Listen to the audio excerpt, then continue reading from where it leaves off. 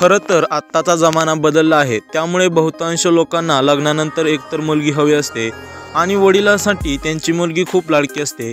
तुम्ही अनेक व्हिडिओमध्ये देखील पाहिलं असेल की वडील एक वेळ मुलाला मारतात पण मुलींना ते खूप प्रेम करतात।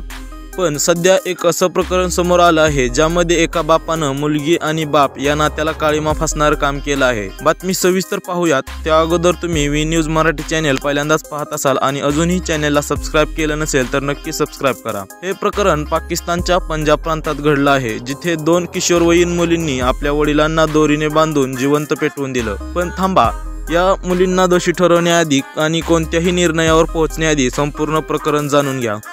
पाकिस्तानी मीडिया रिपोर्ट्सनुसार 45 वर्षीय पीडित अली अकबरने 3 विवाह केले होते आणि त्यांना एकूण 12 मुले होती। त्याच्या पहिल्या पत्नीचे निधन झाले होते आणि तो आपल्या 2 बायका आणि मुलांसह भाड्याच्या घरात राहत होता।